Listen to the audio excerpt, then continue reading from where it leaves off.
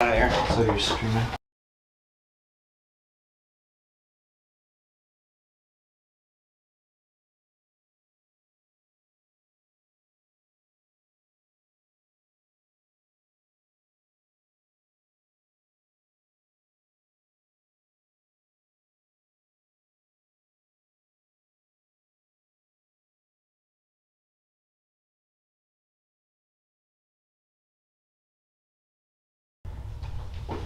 Hello everybody, welcome to Quantum Catechesis. I'm Father Joe Krupp and you are not. And today is a insanely happy day for a lot of reasons. First of all, I'm happy to be back. This was my longest hiatus from the show, and the arresting officer assured me this won't happen again. So I'm pretty excited about that. I'm also very excited because Kathy's here, and she said she will not be on the show. We were going to have her. No, but Kathy was a donor to the Shave It or Save It campaign. And may I share what your preference are? And it wasn't just shave it, it was burn that thing off. I believe was so much for your support of the show. We're so excited and so blessed. And on behalf of almost all the women in my life, thank you. Because they all hated it. Yes. But in case you haven't noticed, we're in the new studio. Holy cow. And I don't know if we are. You guys are stressed out because you've been like right up to about 10 seconds before I came on. They were scurrying around and I'm just sitting here having a great time with Kathy. This is what it means to be a priest.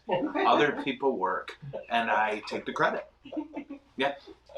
I remember, who was it who said, well, you only work on Sundays. And I said, half a Sunday. Don't make me call my union rep. So anyway, yay, look at our office, woohoo! And I dig this, guys. It's really cool. I don't know what you can see. Can they see this thing? Yeah. Yeah.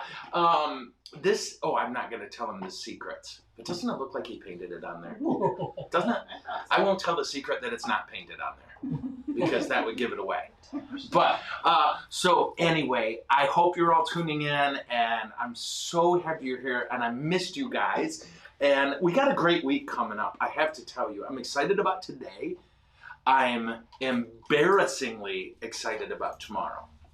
Like, insanely excited about tomorrow. I am interviewing Cody Stavenhagen, who is he's the athletic writer who covers the Detroit Tigers.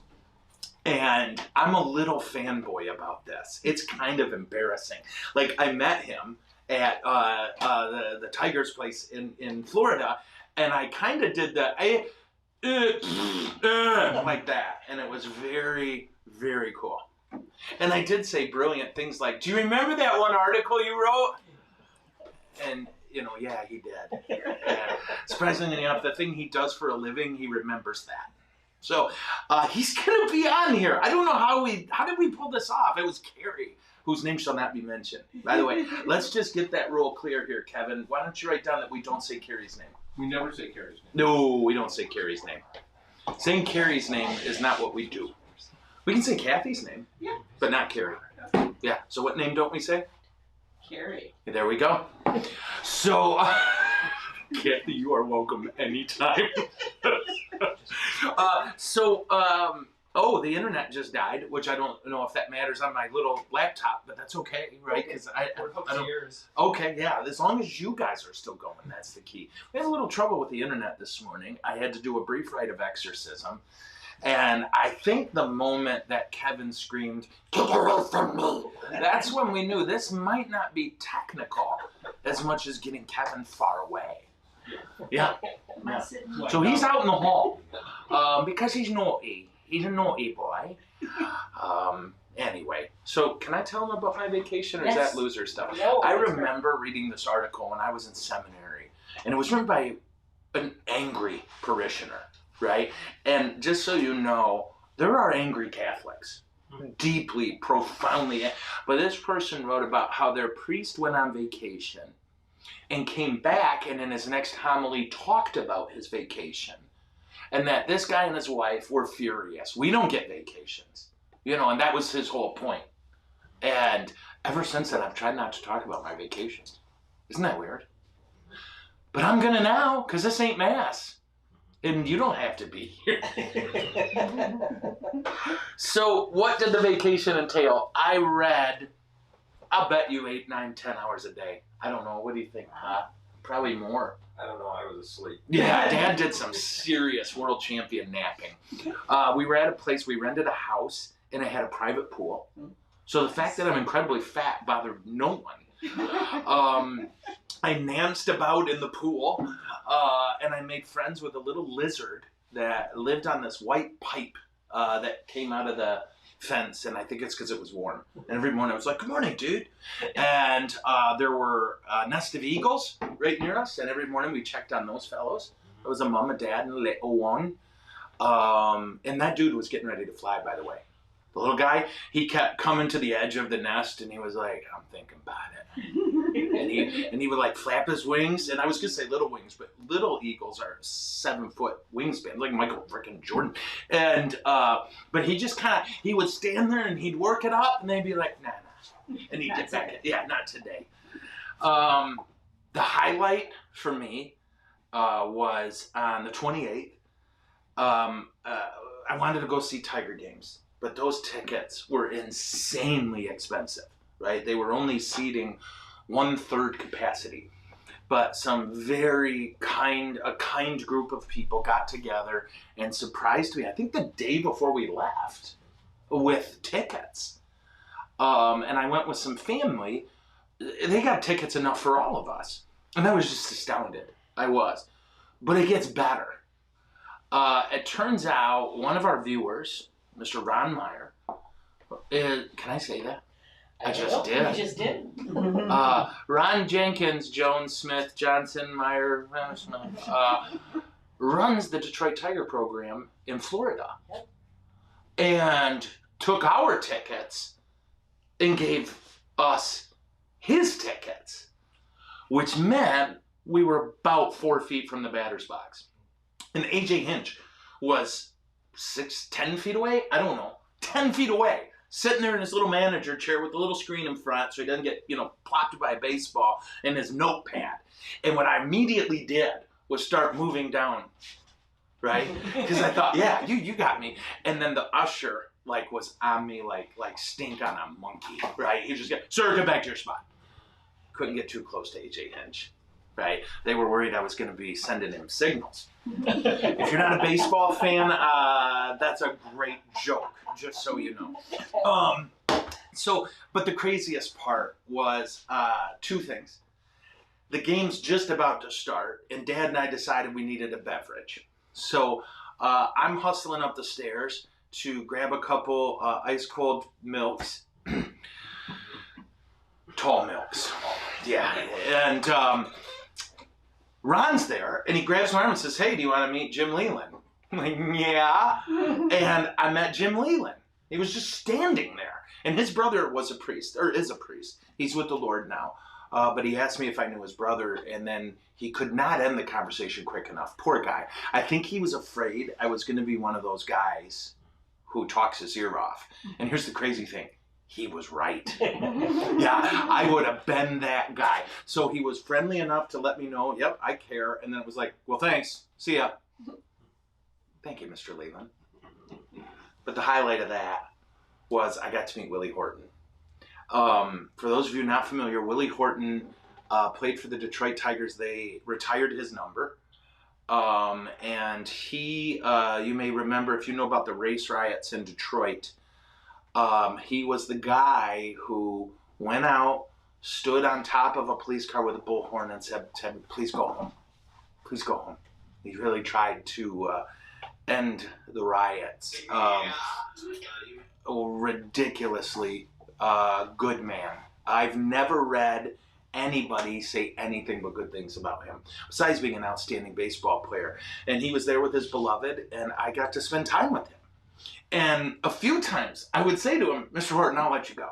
Right? Poor guy wants to just sit with his wife and not talk to a loser. No, he just talked. And he told me about, he pointed out, he goes, "See this? He goes, see this whole city? It was 2 stoplights when I was here. 2 stoplights. And because he was a black man, he couldn't get in a taxi. Nobody would give him a ride. So he had to walk. Just told me incredible things. And when he told me that about the text, I said, oh, Mr. Horton, I'm so sorry. And he said, and I quote, their loss. He said he and Mickey freaking Lolich and Al Kaline would, after practice at spring break, go a mile down the road and play basketball. He said there was a basketball court, and there was great basketball going on there.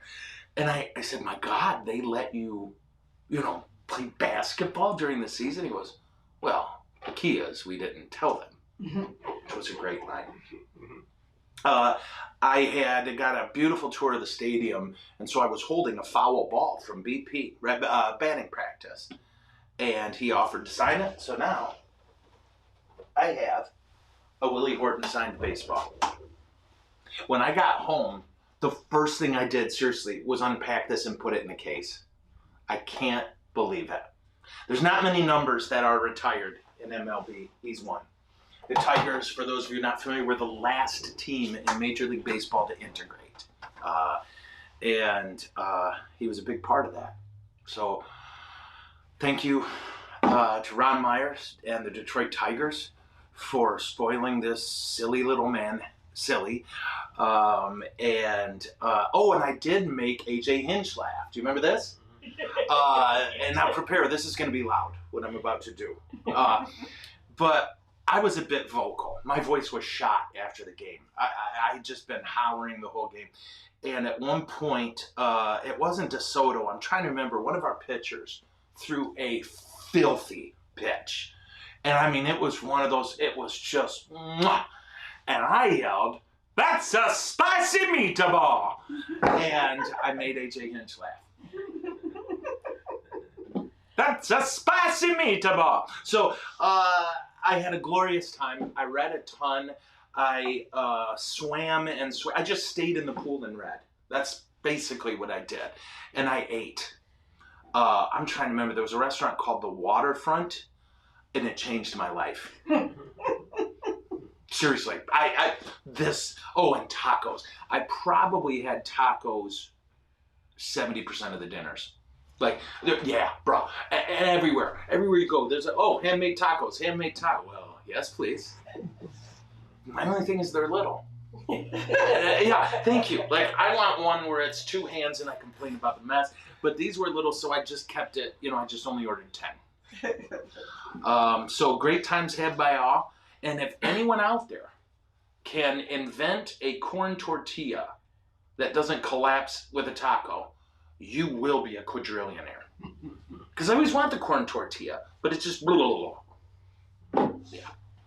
Oh, is there things for me to read? Were you pointing at the screen? Yeah. Okay. The donut experiment. Oh, that's right. Okay. So there was one day. Let me just, there. They gave me a chair with wheels.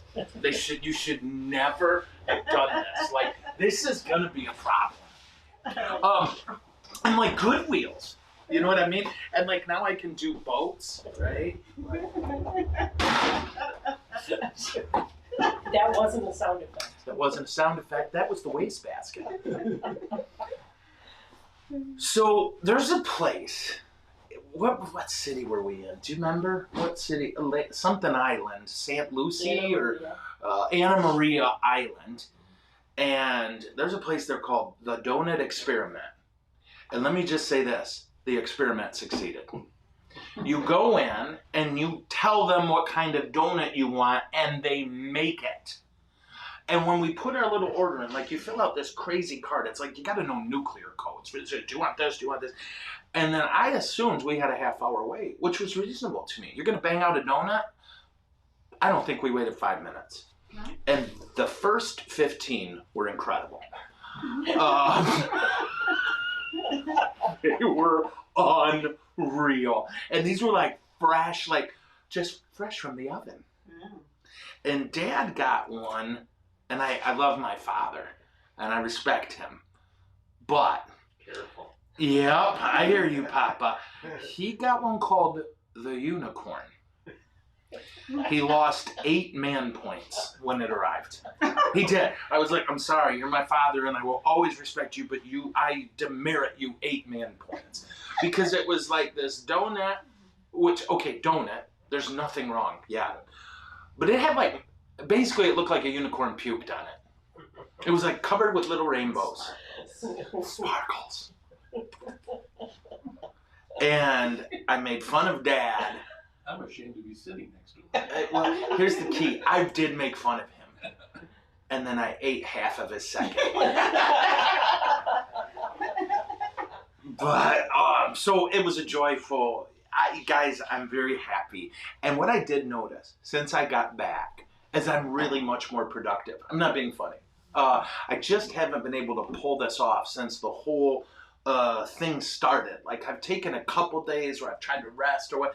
This was just, like, it was day 7. I remember I came out of the house, and I'm not being funny, I got emotional because I didn't look at my calendar.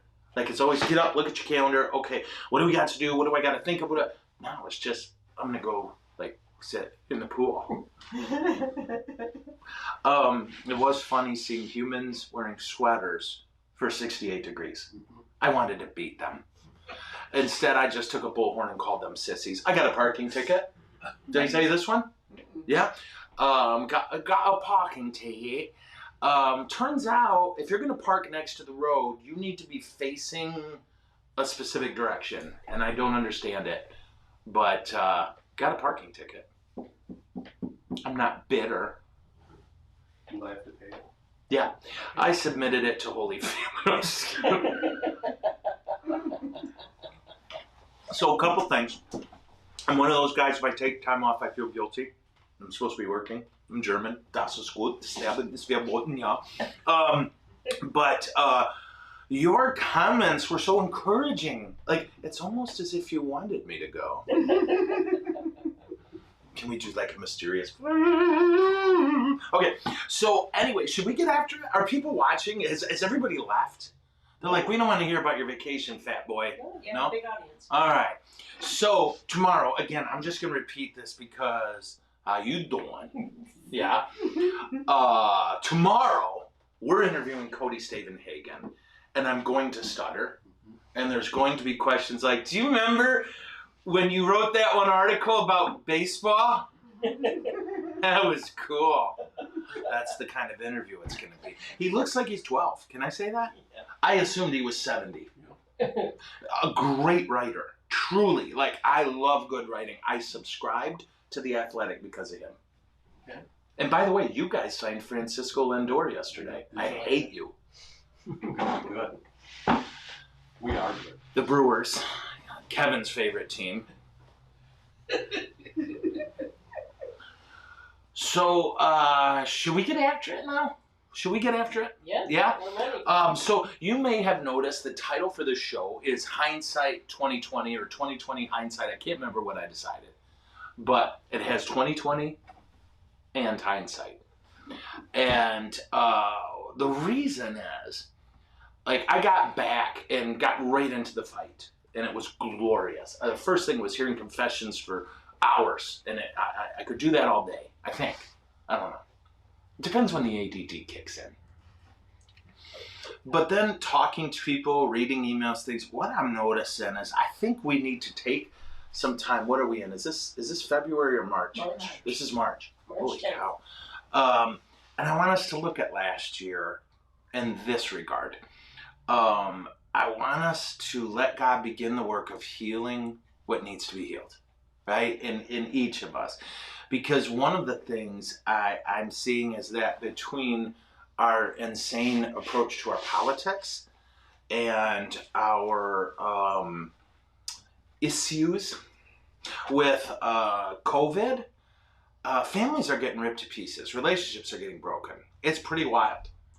And I want to talk and have coffee so that we can discuss this. Don't get gefuffled, let's just get gefilte fish. And that's what we're going to do. And one of the things that I don't know if I can emphasize enough has to do with control. that I think I need to make another notation because I just remembered something I wanted to tell you crazy people. Control is a funny thing. When we forget what we can control and what we can't control, the more we forget that, the more out of control we get, right? That controlling people is always a bad idea.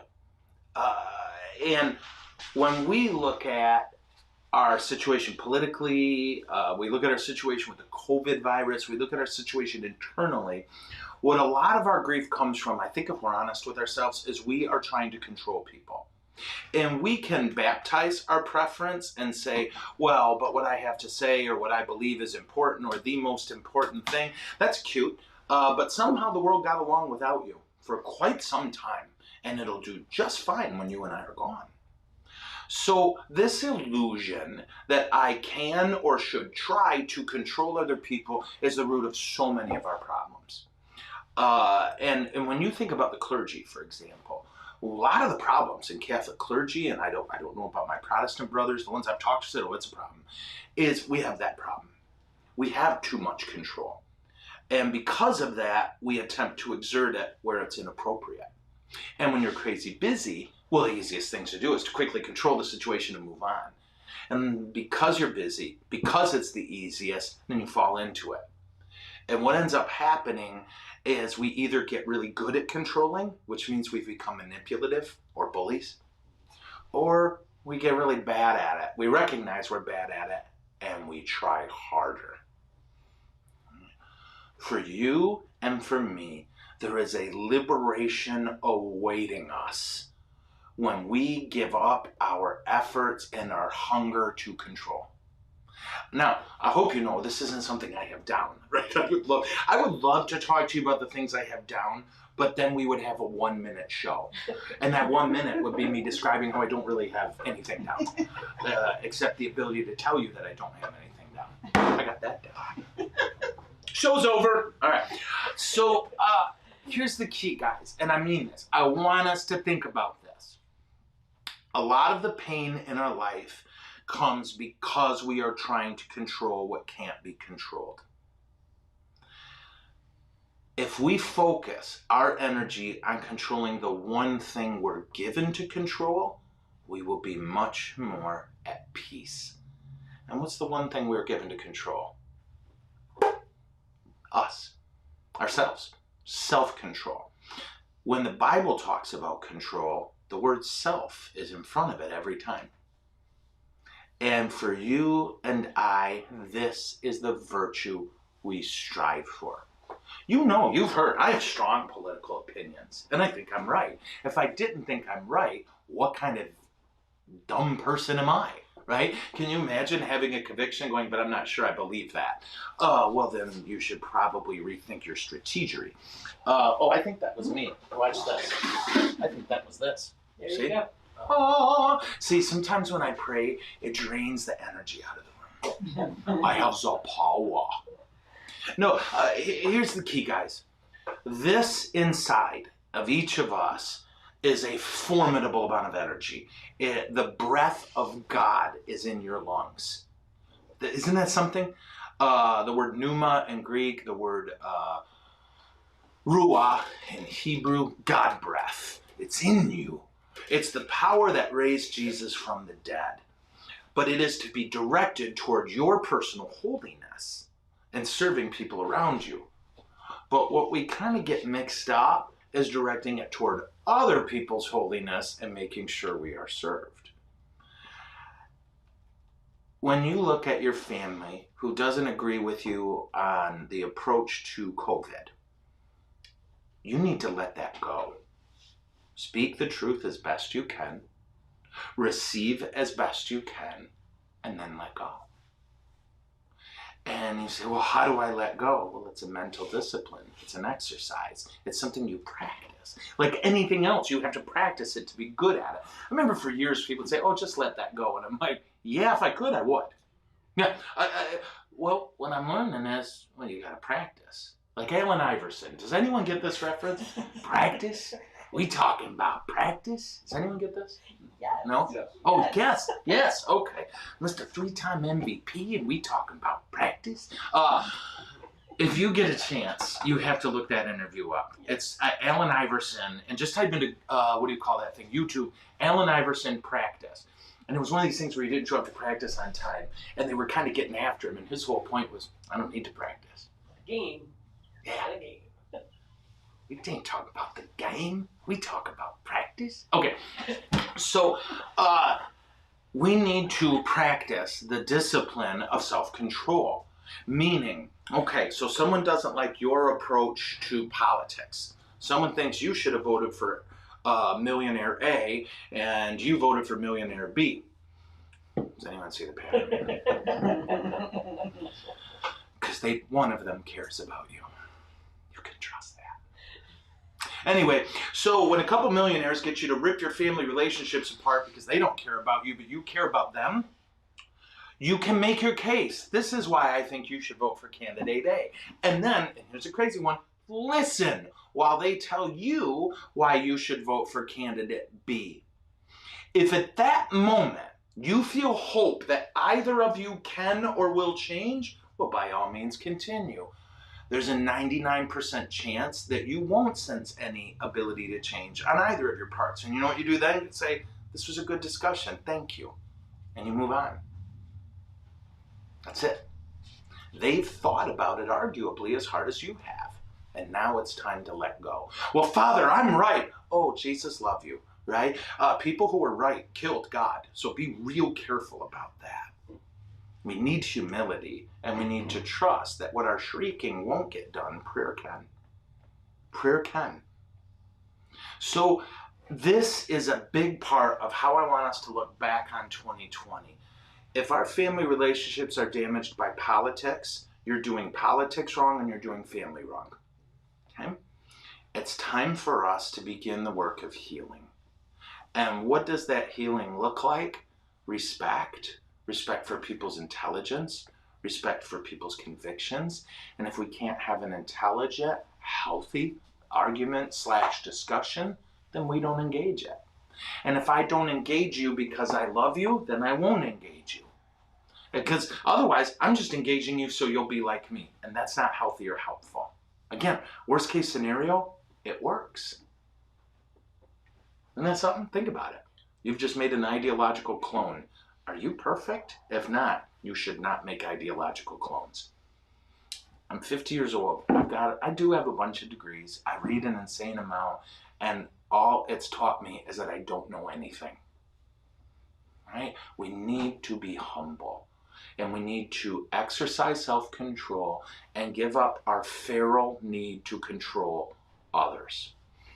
What does controlling others look like? I'll give you a great example from all the COVID craziness last year. Right? People who, if they see someone not wearing masks, equate it to murder. You think, well, no one does that. Oh, yes, they do. I've got tons of letters to show you. Right? That's crazy. Because what does it assume? Either I don't care or I'm comfortable with murder. Now, do you think either of those are possible? Or is it possible that I can't control everything and shouldn't? Or that I've thought it through? I could go on and on and on. And I think I have. Sorry. The key is for you and me to control our internal workings and let other people live their life. If we can have a healthy, helpful discussion out of love, have that discussion. And when it's done, be done. Okay. The next thing beyond controlling what we need to control is mercy. I want to talk about mercy because here's the thing. In every question where there's A or B, there is a right and there is a wrong. That's all we believe in objective truth. I have seen this popping up more and more where people are using the phrase my truth. That's dangerous, in my opinion, right? There's truth. And I'm right or I'm wrong. It's my opinion. My opinion, that's a good one, what I believe. But when I say, well, my truth is, or you tell your truth, yikes, you're telling your opinion. If someone says, I don't know, now see the example left my head because I can't make my typewriter work and I really want to type something before I forget it. So I'm obsessing about, look, I'm hitting this button over and over, nothing's happening. Maybe it's because I turned it off. Wouldn't that be awesome? Okay. There is objective truth. There is a truth about God. So for example, I have a very good friend who's a Baptist. What Baptists believe is somewhat different than what Catholics believe. Now, we still believe Jesus is Christ. We believe in heaven. We believe in hell. We believe in a lot of things that are similar, but there are some things on which we disagree. Like sola scriptura, for example. My buddy's a Baptist, says sola scriptura. He says, if it's not in the Bible, I don't believe it. Okay. We've had great discussions about it. I'm right. But here's the thing. One of us is right, and one of us is wrong. Sola scriptura is either true or it's not. That's true, right? And we say, well, that's his truth. No, that's his opinion. Well, that's my truth. No, that's my opinion. I believe it's true. He believes it's true. But one of us is wrong. They can't both be true. We call that objective truth. And about everything, there is true and there's not true. Okay? Now, men and women of goodwill can have marvelous, life-giving discussions about that. Okay? And that's important to do. What you're going to find is sometimes, and this is crazy, but stick with me, sometimes you'll be wrong. And what do we do in those moments? Well, to me, I think we should work at being more surprised when we're right. I do.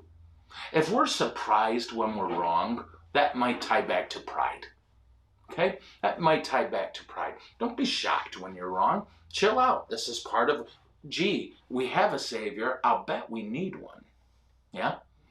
So when you find I'm wrong about blah, blah, blah, that's not a failure. The failure would be to pretend you're still right. Okay? Now, what if someone else is wrong? Well, then they're going to hell. Just kidding. I mean, it might be. But here's the key. Have mercy on them. You've been wrong before. Did you want anyone dancing on your ideological tomb? Right? When for you and me, mercy is being lost in this loud, angry, judgmental society we have. I remember when the idea was church was super judgmental. All of a sudden, we're the ones saying mercy, and the world is crazy judgmental. Oh, you tweeted something when you were 17? We have to kill you now. Right? We're like these little social mobs running around with pitchforks and torches and storming castles of people we think she's a witch. Mercy, guys. It's okay. It's inevitable that we'll all be wrong at different points in our life. And mercy is a good thing. We need to be merciful people. This should scare the snot out of us. Jesus said, the measure with which you measure others will be measured back to you. Oh dear. So whatever measure you would like God to use, you should use that measure. Right? The measure with which you measure others will be measured back to you. And so we should act with radical mercy. Radical mercy. Just had a marvelous discussion with someone yesterday about this phenomena of the person who, right before they die, gets a priest in to give them absolution and last rites. Okay? And as we were talking, I shared, I've had people yell at me, right, for doing that. You forgave that jerk right before he died? You know, here I am spending my whole life trying to do the right thing, and then he does the wrong thing his whole life, and now he gets forgiven right at the last second. I'm like, yeah. Why are you doing the right thing? Are you doing the right thing so you can get to heaven? Or are you doing the right thing, I don't know, because it's right? We have this illusion that somehow people who are living a life of selfishness and pride and sin are happier than those who aren't. And how insane is that? Do you really think God set it up so that virtue is horrible? St. Teresa said it this way, it's hell all the way to hell, and it's heaven all the way to heaven. That for you and I, who are fighting for it, who are trying to exercise self-control, to show mercy, to pray, and to be humble, We got it good. We're the winners here. And if Jesus, through his grotesque and infinite mercy, allows us into heaven, it's not because somehow we did more good things than bad things. What we earn is hell. The gift is heaven. And if we spend our life in a relationship with Jesus, we'll be conditioned to receive the gift at our judgment. You with me? This is so important, guys. You think he's the winner? Because he did all these awful things his whole life, and then at the end, God's mercy triumphed? No, God's the winner. For you and me who want to fight for virtue and be holy, the reward is in that life. I don't know if you know this, and this is a dark topic, so forgive me if this is hard. I'm going to talk about suicide. That for the longest time, and I don't know if this is still true, I know it was true 10 years ago, there was one culture on earth in which there were no suicides. Did you know this? The Aboriginals in Australia. The poorest humans on the planet. Right? It is a chartable, notable reality that the wealthier a society grows, the higher their suicide rate grows. That's not disputed. There's nowhere where that's not true. We think that the people who look happy and do what they want are happy, but the data doesn't bear it out. Who was the wealthiest man in the history of the United States? What's his butt? The oil guy, Rockefeller.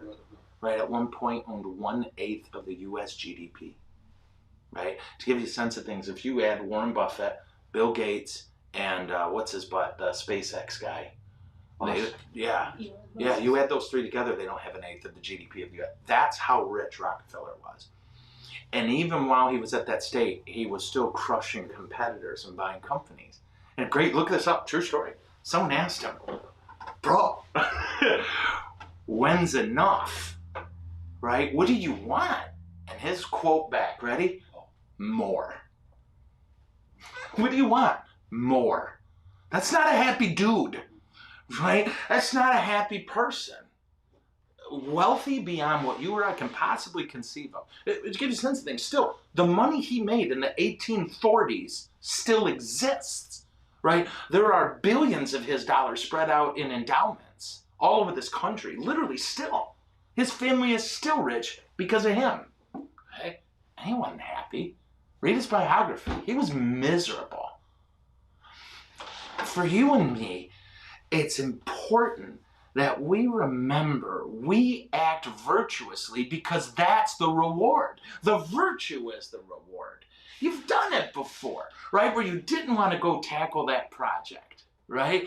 And there was really no reason not to tackle it except you didn't feel like it. And somehow in that moment, for some reason, that's the time you cowboy up and do it. And when you start, you're miserable. And when you finish, you're ecstatic.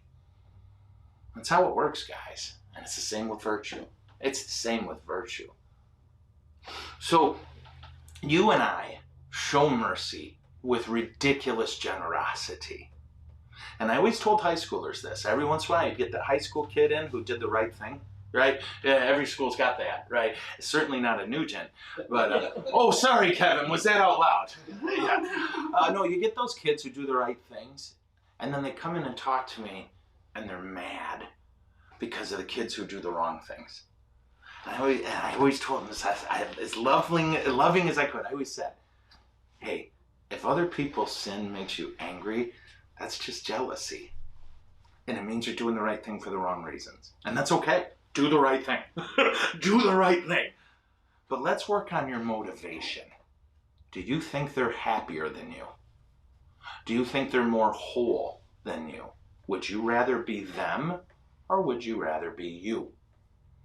And if you would rather be you, then that should take away your anger at their sin. Right? You might hurt for them. You might feel genuine sorrow for them, for the choices they're making that'll affect them for the rest of their lives. But if you're mad at someone's sin, I might suggest you probably are jealous. You either lack the courage or the creativity to do that. Okay?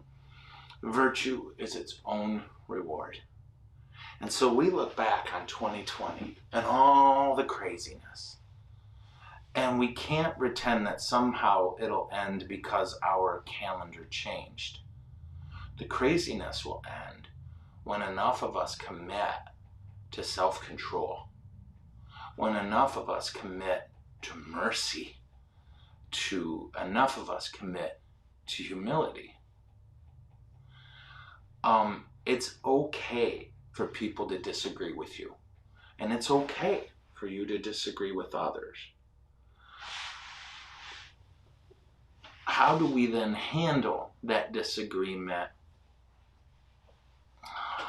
Okay, so let's say a person holds a conviction toward one political party and you hold one toward the other. How do I talk to them about it and have that discussion? Well, first thing again is you have to look at your motivation. And I'm telling you guys, this is key. If you aren't talking to them out of love, don't do it. Don't do it. Don't do it. If you are going to engage them because they anger you with their politics, don't do it. It won't bear fruit. Bad trees don't make good apples. That's changing a Jesus quote. How did he say it? A good tree bears good fruit. Right? It's important that you and I work on our motivations. So if I see behavior that irritates me or angers me and I want to correct it, if I want to correct it so that they won't anger me anymore, then I need to grow to not be so angered. If I want to talk to them because I think their behavior is hurting them and I love them, that's the time to have the discussion. And how do you do it? Well, you approach them with love. That love that you have, you ask Jesus, help me to turn this love into a helpful conversation. And my mom's great line, love this, ask, don't accuse. Start with a question, not an accusation.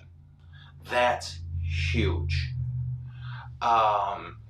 A great way to do it, like honestly, as a priest, I'll tell you, I wish I could make everyone do this. This is one where I want to control people, right? Where I want to say, if you come up to me and say, I can't believe you, blah, blah, blah. Okay, right there, you've started a fight, okay? You've started a fight. And what I'll either do is fight back or I'll walk away because I think you might be crazy. So what's a better way to say it? Father, did you blah, blah, blah? Or it seems to me that you did. Is this true? Right? That's a question, not an accusation. I'll tell you, that one's really helped me a lot. And when I don't do it, when I start swinging instead of asking, I always regret it. I've never had that go well. When I start with an attack, it never goes well. Nothing ever changes, except we're both more angry afterward. So we ask, we don't accuse. What are you thinking when you do this? And hear me, I can't say this enough. Actually listen. Don't listen so that you know what to come back after, but really listen. This has been the last 2 years is what the Lord's really been working on me with. Joe, don't win the fight. Find out the truth, right? Don't win the fight. Find out the truth. That's tough because I'm prideful and I'm sure I'm right. Enter the conversation willing to learn. Enter the conversation willing to learn. So you've asked and you've not accused. You're actually listening. And then this is a really good exercise.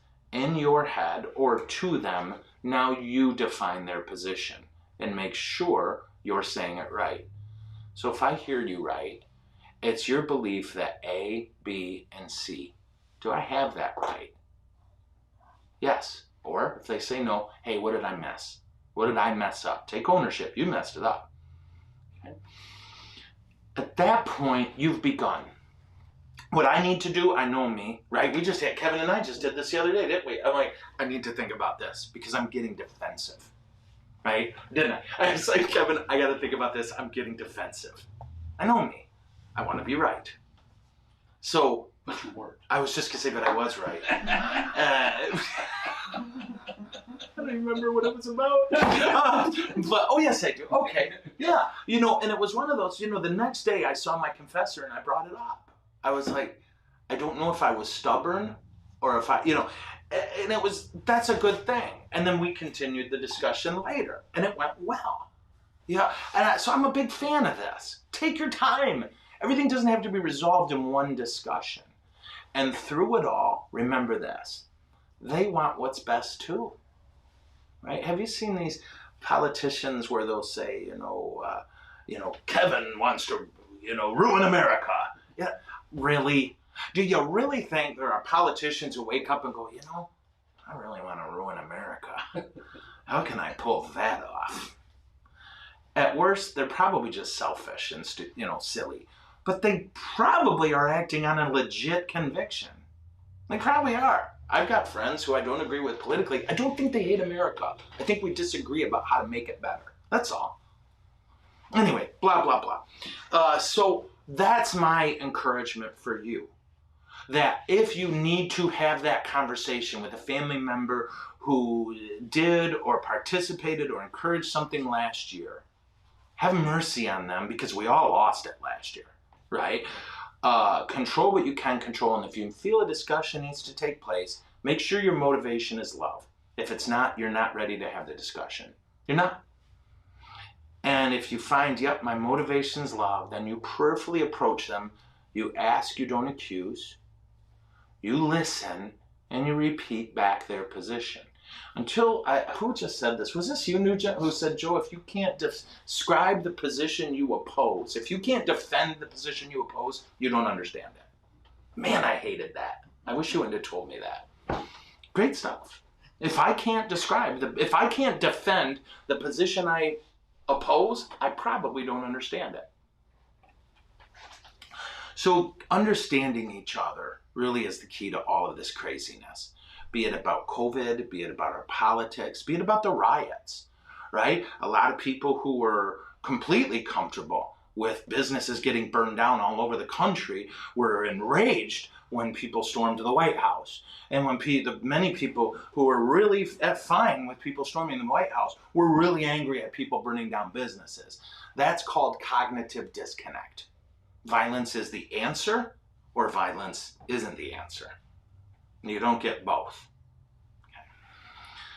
We'll come to understand each other better if we have these prayerful discussions. We really will.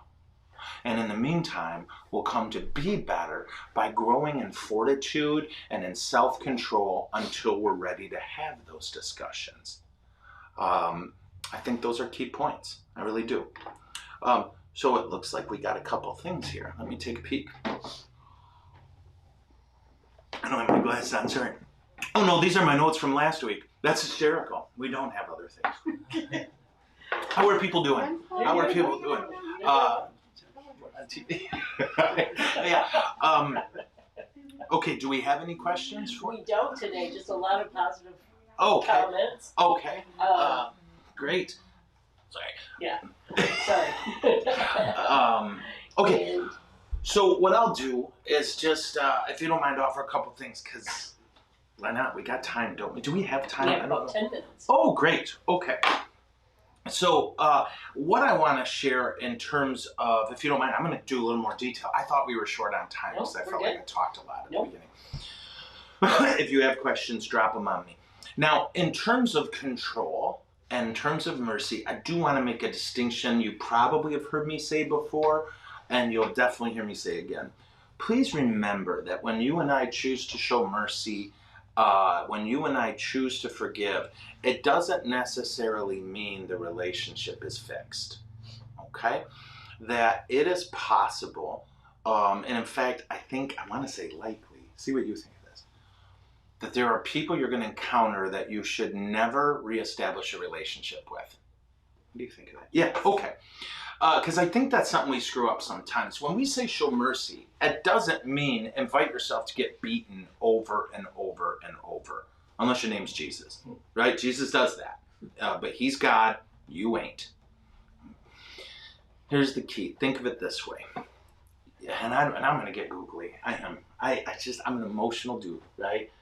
You are a treasure, right? Do you ever think about that? That the way God says this in Scripture 2 or 3 times, right? The Lord delights in His people. Can you think about that? Like, the Lord, I've seen this with my brothers and sisters. When I'm sitting with them outside and their squeakers are outside playing, and I look at I don't have kids, right? But I look at their face and I just see they're delighting in these little freaks running around, right? And why are they delighting? Just because they exist. And they're out there playing and being knuckleheads, and God delights in you. I'm not comfortable with that about me. I can handle a God who tolerates me. That I'd understand. Like a God who well, you're a jerk, but you're my jerk. Right? But the fact that He delights in me, God says in Scripture, you are the apple of my eye. He says at another point, how could I ever forget you? I've carved your name on the palm of my hands. You're mine. You were appraised, right? Like on those, what's that show with, where they bring in stuff? Look at this, we found it in the attic. Antique Roadshow, right? And people bring stuff in and they find out what it's worth. That's called appraisals, right? Mm-hmm. You got appraised. You did. By your Creator, who said, you're worth all of my blood and all of my breath. God gives us the best gift He's got in the Eucharist, right? St. John Vianney said that. I love this. He says, of course He gave us the Eucharist. If He had anything better, He would have given us that, right? So that is a part of what we call your dignity. You, created in the image and likeness of God. You, with a God, love. Love is in love with you. And love gave all its blood and breath for you and I while we were killing Him. That's your value. And if there's a person in your life who undermines that value consistently, you need to let go of them. You need to forgive them, pray that God gets them to heaven. But that's forgiveness. That's not reconciliation. Right? Reconciliation is the restoration of the relationship. When you forgive someone, you are saying, I won't collect the debt you owe, the emotional debt, the spiritual debt. When you forgive someone, you're saying to God, don't collect this debt, right? Because you're His kid. Someone messes with you, they mess with God. I'm dead serious. That's not a cliche. That's legit. Okay? We're saying to God, don't collect that debt. That's forgiveness. And you can do that with God's help. Reconciliation requires the other person too. It's when they commit to changing their behavior. It might be a process. It might take them some time. But if they're faithful to the process and you want to restore the relationship, then do so. But if not, you have to protect that God-given dignity. Right? This is like the church used to do this with marriage, right? Where I remember the first time I heard about divorce, I was in 3rd grade. Okay, 3rd grade. Never heard of it. It was just the 1970s, and it was just kind of becoming more and more common in culture. But we went from one extreme to the other. One extreme where we said to wives, your husband's beating you, your husband's awful to you, well, you have to stay in that marriage. You have to forgive. Well, yeah, she needs to forgive. But reconcile? Well, only if that jerk changes. Right? And we did kind of go the other way. It feels like now we got marriages and I don't like him anymore. Ugh. Right? You protect your God-given dignity. And reconciliation is when there is a hope for change. The person admits their sin and commits to trying to change it. They don't have to be perfect in it, but they sure need to fight for it. Does this make sense? Yes. No. You got to forgive. You have to forgive. You have to forgive. You have no, there's not a third option here where God says, well, you can partly forgive. Reconcile? No. Only if it's right. Forgiveness is tough. Remember, it's not an emotion. You cannot help how you feel. There's nothing you can do about how you feel, right? In terms of feeling it. So never equate forgiveness with feelings. You know, as my mother would say, well, I don't think like Jesus felt like hanging on the cross. Do all Catholic moms do this? Is this a Catholic mom thing? Yeah. Jesus. Anyway. Forgiveness is, again, that's a simple prayer. Jesus, please don't collect this debt. It's when you say, I'm not collecting this debt. And you might have to say it every day of your life for 50 years. Forgiveness is a process, not a moment. It's a process. We need to make sure we have that clear distinction in our mind between forgiveness and reconciliation. And remember that when it comes to these disagreements, when it comes to these society-tearing moments, our goal is to have mercy and to understand, and it's also to forgive where we need to forgive. And then here's the key. In terms of forgiveness and mercy, I want to, let me make sure I'm okay here, by making sure you have mercy on yourself and you forgive yourself. I can't tell you how many people are starting to feel real crippling pain over the last year. I failed my kids, I failed my job, I failed my church, I failed myself, all of it. And I feel that too. I do. I wrestle with this too. This was a weird year. I mean it, objectively. You could be 100 years old and have never experienced anything like last year. That's a fact. And what I'll invite you to do, stick with me. Here's what I do, and it helps me. I imagine me sitting down with me. What if I was someone else telling my exact same story to me? What would I tell that person? I would honestly, I know me. I'd be like, oh my God, have mercy on yourself. I would. And try that. Talk to you, right? Imagine you as someone else telling your story to you. Well, this is what happened last year.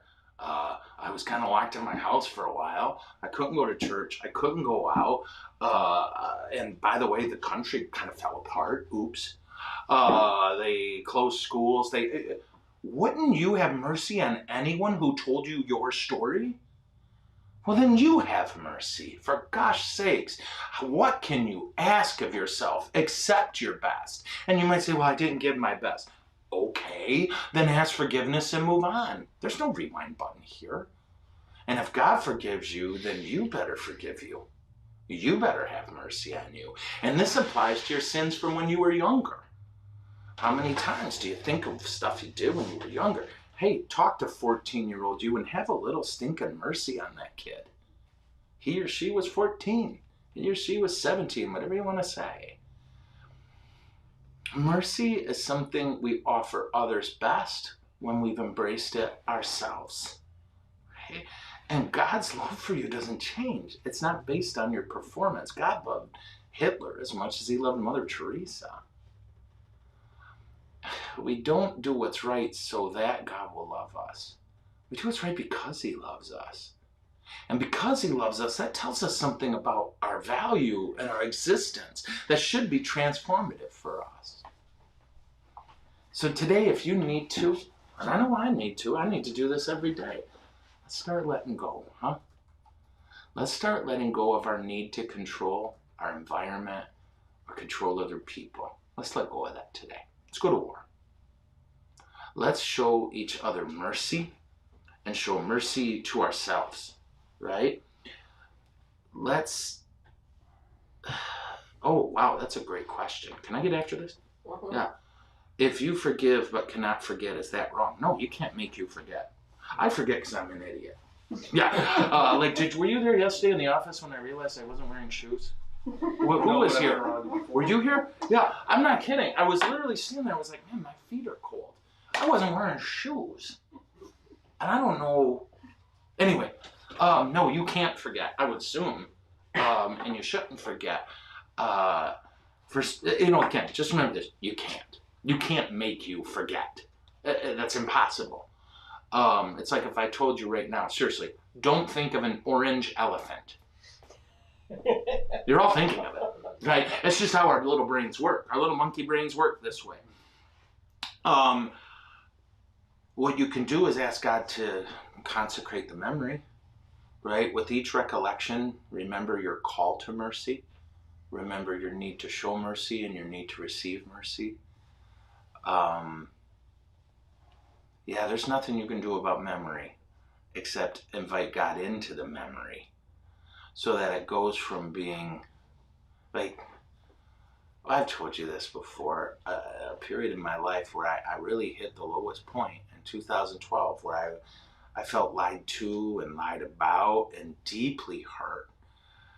And until just a few years ago, the very memory of that was painful, and it still is. But there's also now the sense of, holy crap, I beat that. You know what I mean? Holy crap.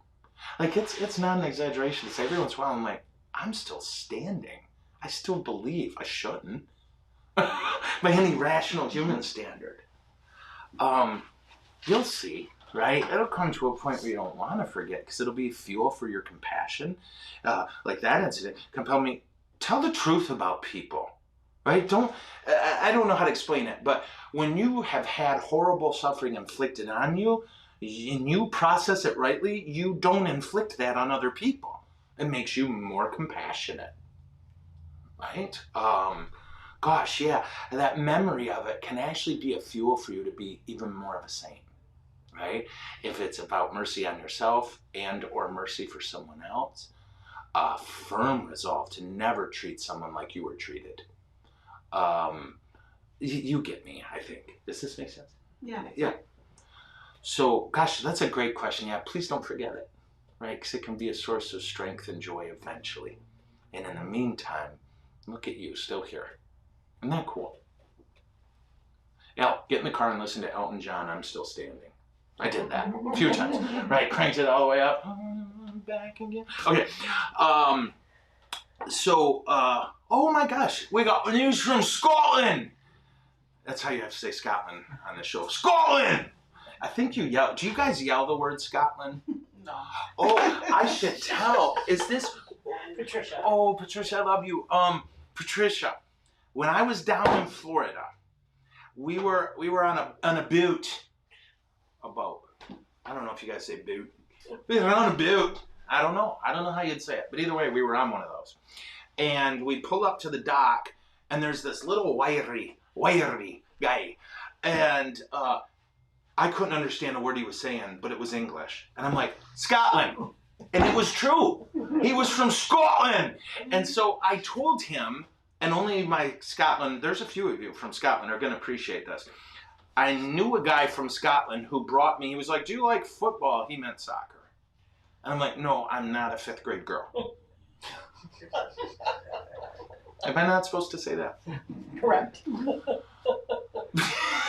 I said no, but I got to learn it at some point. People are watching it now, and I imagine it's exciting to watch people run around for 90 minutes and not score. But so he said, I'm going to bring you a kit. He called it a kit, but what he meant was a jersey. Okay, Patricia, is she here? Yes. It was a Rangers jersey. This is going to make her laugh.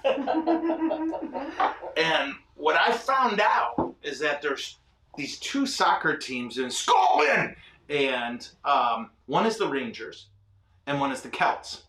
Catholics are not allowed on the Rangers. It was a football club created to keep Catholics out. And then the Celts were the Catholic answer to it. And so I said to him, you want to hear something crazy? I said, I have a Rangers jersey. That's how I started the story.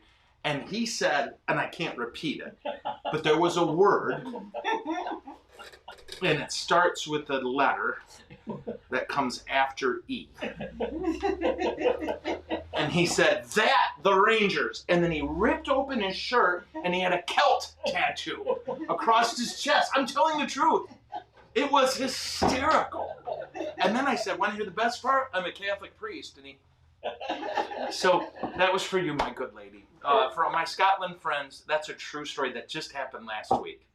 Yeah. Okay, so she wants to share with us that all churches will be open Friday, the 26th of March in Scotland. We are delighted to be entering into Easter and to be able to see the sacraments again in Scotland. So honestly, huge happy congrats to our family in Scotland. We love you guys, and we're so happy you get to get back into Mass. I think it's coming here. I don't know. I can never tell. Every time my hopes get up, it's like, well, no, we've decided we're gonna, this 2 weeks to flatten the curves. Right, 2 weeks was it to flatten the curve? The anniversary of that was 1 year and 3 weeks ago. Right. I'm not bitter. All kidding aside, we don't know. Texas opened up. Massachusetts opened up this morning. Did you hear that? Mississippi opened up, and then one other, I think Rhode Island, but don't quote me. The People's Republic of California, I assume, will never open up again. Yeah. We'll finally split. Yeah. They might cede from the Union. That'd be, you know, I always joked about, someone said something about California ceding from the Union. I'm like, wow, then the people in Nevada will be on the ocean. And I thought that was funny. I did. But, all right.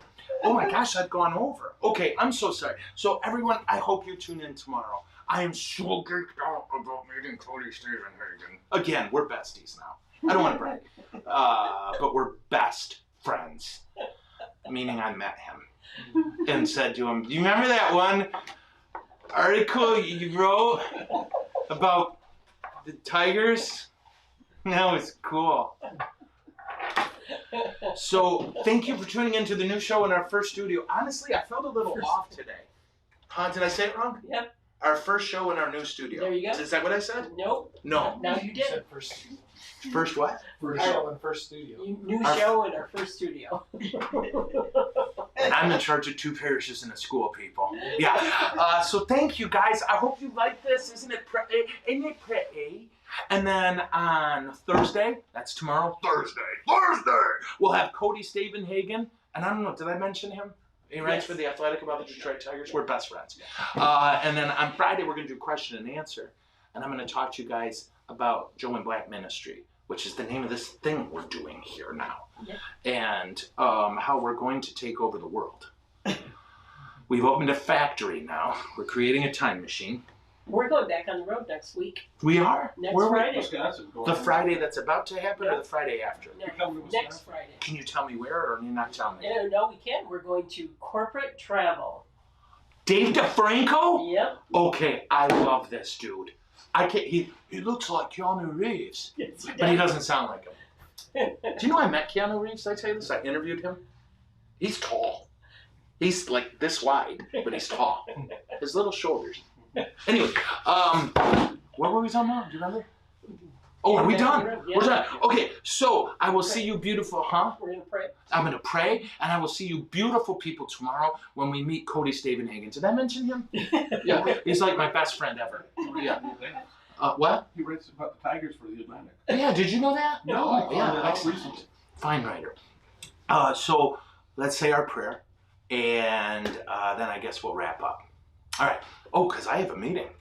I don't want to go to the meeting. So if I drag the show out, in the name of the Father, and the Son, and the Holy Spirit. Okay, Jesus, thank you that we're all back together. This is your gift to us, and we're so grateful. I mean it. Thank you for these good people. And Lord, today we especially rejoice with our brothers and sisters in Scotland who get to come back to the sacraments on the 26th. We ask that you fill their hearts with joy and gratitude. And we ask, Lord, for patient endurance now, for the rest. And Lord, you saw last year, yikes. And you saw that we struggled a lot. And for any ways that we gave in to our anger, we ask your forgiveness. For all the ways we tried to control what we can't control, we're so sorry. What a waste. For the ways that we lacked mercy, we ask your forgiveness. What we ask for, Lord, is fortitude, hey? We need fortitude to be strong inside with your strength so that we can patiently endure and make sure we never act out of anything but love, and that we ask, we don't accuse, and that we are merciful to ourselves and to everyone we meet. You know there's people we love that we worry about. And you know we have circumstances that we fret about, and we give them to you, Lord. All of them. And we love you, and we trust you. And may Almighty God bless us all, the Father, the Son, and the Holy Spirit. Amen. Kathy, thanks for being here today. I'm so glad. Yeah, Thanks you're for just. inviting me. Oh, thank you. And my beard, my face thanks you. Yes. And so thank you for tuning in. We'll see you tomorrow. Did I mention who's coming tomorrow? Does that come out? No. Yeah, Cody Stavenhagen. He's my best friend, and he writes for The Athletic, the Detroit Tigers. So we will see you tomorrow at noon, live. Take care, everybody. God bless. Is it over? Oh, it's never over. It's never over.